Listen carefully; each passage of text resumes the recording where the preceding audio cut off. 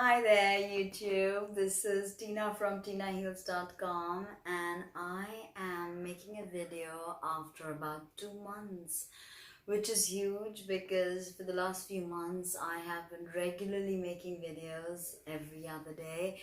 So this break was needed, which is why I took it, but I'm grateful to be back with you guys, bringing you the tarot guidance, save the last 15 days of October.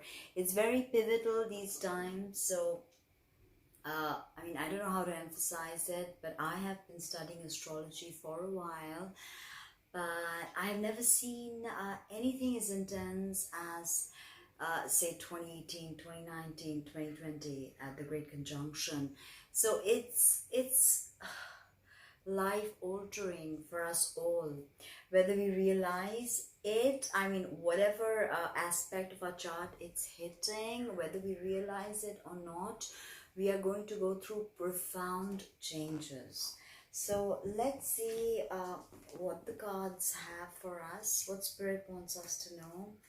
I've already been shuffling the cards for a very long time, and I've had 2 readings, but I'm going to just shuffle them again and connect with them before I pull for all the 12 signs. You can check out your sun, moon, ascendant.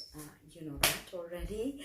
So let's get straight to it. And of course, I have a love message as well. I will be clarifying with the Earth Magic, Earth Oracle, and of course, the Lovers Tarot. Okay, the Romance Angel. Sorry, I did not get the Lovers Tarot deck. So there. Okay. So we will begin with Aries, but before that, connecting to the cards mean holding them close to the heart chakra and then establishing a connection with the breath. So each image comes alive, okay, and they have a story to tell, and they are characters and they're entities and they're energies, okay. So let's see, Aries, Sun, Ascendant. I use this switch word together a lot. Whenever switch word together. It's a master switch word actually. So I'm just going to say it together a few times.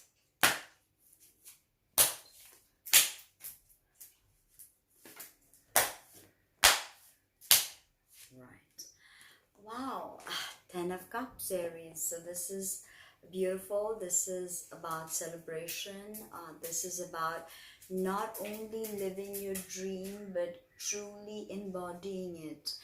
You're not working a job that you don't like, making money or estranging your family. No, this is about doing what you want to do, being emotionally fulfilled, okay, and celebrating. For some of you, this is about maybe buying a new home. For some of you, it's finding your family, reconnecting. For some of you, this is about a relationship that comes full circle. Cups are about emotions, and tens are all completions, binary 1 and 0. So very beautiful time for you, Aries. Celebrate with your loved ones, celebrate with your family. Find, now we have so many holidays in India. You're going to have Diwali and then Christmas and all of that everywhere in the world. So maybe celebrations, okay?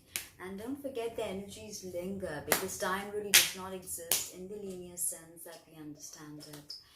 Love and compassion. So you're going to get a lot of that, Aries. And if you're not giving it out how you should be, then consider giving it out as well. Love and compassion. Very, very powerful keywords for you. End of 2019. Don't look at this as October and November, December. Look at it as the ending of 2019. A decade is closing. Something new is beginning. Something vibrant. So, the romance angels have to speak for you, Aries. So, let's get straight to it. Look, they didn't let them out. That looks a bit okay, they did. So, Aries. Imbibe a certain playfulness. in the way you do things in your relationship. You know, it's not always about being the dominant or putting your point across. It's so much more, right? Taurus. So Taurus, Sun, Moon, Ascendant, Mars, Venus, of course, because I'm giving you romance oracles as well. So it looks like a heartbreak. Looks like you feel that somebody's walked into your relationship and taken your man or woman away, and maybe your partner is having an affair, maybe you're having an affair and your partner's finding it out. Maybe, you know, things are not as good as they should be. Maybe somebody is outgrowing this relationship. So relationship woes, I see, heartbreak, problems, Taurus. Whoa, Uranus was going crazy with Venus, love after all, and Taurus, you know, Venus rules you and Uranus is now in your sign, so diabolical. Purification, use this heartbreak for some of you that are heartbroken. Use this heartbreak as a purification process. Allow whatever is not necessary to be washed away, okay? Because that is ultimately where you will find atonement. Being stubborn about it, holding on to things that you don't need to hold on to, you will not find any release in that manner. So Taurus, you've got to let it go, all right? Okay, now moving on to your romance. It was quite a trying set of cards, I have to say. Okay, let's do that again. And so it's about forgiving and learning. The motif carries on from card to card. Do you see?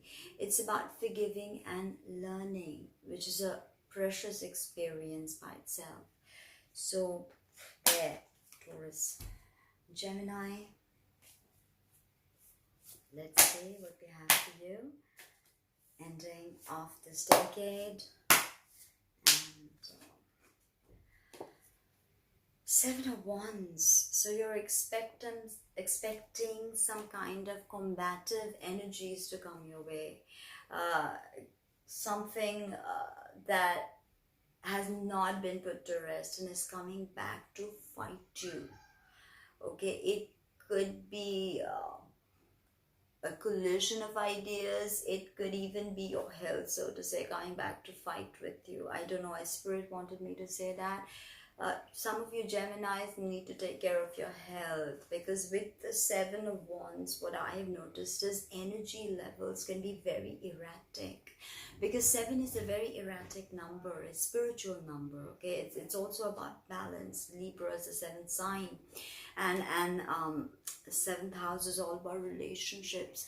So I just want you to understand that if you're fighting with someone about relationships, Gemini, and it's just not going anywhere, then maybe it's time to take a step back, okay? Remember that the river cannot be touched in the same spot twice, because the river is about movement. So if something has changed and moved along and you're trying to grasp at it, trying to desperately cling at it, it's not going to work. It's about the flux and the temporality of life and the movement of water. Water is magic, water is spirit. So release and understand that movement is the key to soul growth, Gemini. Release, purify, and don't attempt to touch the river at the same spot a second time. It is never the same river. Now, in love department, see all of that. So now in the love department, we've got finances and career. So you've got to find a balance between everything, and I think you're trying. Spirit tells me you're trying, not that you are not, but really trying, okay? Cancer, try from your heart, not just intellectually, you know. So Cancerians, things are, you know, I call it the quickening, when you have all this activity happening in your 7th house of relationships and partnerships. They will be changed. your relationships forever with this great conjunction that's coming up and what you can expect.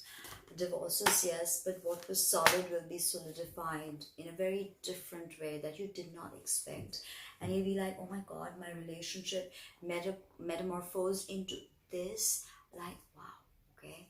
So Cancer and eclipses too. So, and Rahu in your sign and Ketu opposite you, North and South Node.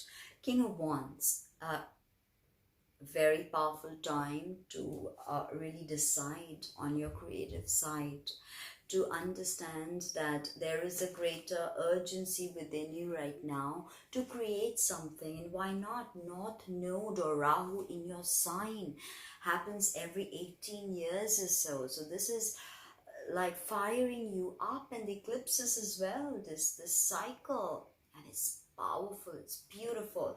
So King of Wands is sort of, it can be a person for some of you, elderly, I won't say older person, fire sign, who comes in with some crazy idea. It could also be a party or a social gathering that you go and you meet this person, and you know, sparks fly. Relationship, if you're coming here with your relationship query, yeah, looks like you're going to meet someone. And Cancerians, as I told you that things are going to change for you with all this happening in your 7th house, but you also have the North Node in your sign. So we are seeped with Cancerian energies, and Rahus will be cumulatively attract. So it's going to be powerful meeting this person. It's going to be full of fun and laughter and great companionship, and a lot of sparks flying, passionate. Okay, very, very passionate Cancerians. Something, and this is about an ex that you're holding on to, and we are at autumn actually, and we have Halloween, and Mercury goes retrograde in Scorpio, which is a trine sign to you. You're trine Scorpio because you're water, and Scorpio's water. So yeah, this is, and Scorpio for you is powerful. It's your 5th house of creativity, children. So there's something in that you need to release and let go of. Okay, something that is at the bottom of its existence. Okay, so you need to let that go, right? And in the relationship oracle department, let's see what the angels say for you. It says give your relationship a chance, but this is for some of you. If you feel like, no, my relationship's completely done with and I have to move on to find that true spark, then there, sister, that is what you need to do, okay? So I will be continuing on with the other signs in the next video, so please don't forget to like, comment, subscribe, and check out my next video for all the next signs from Leo.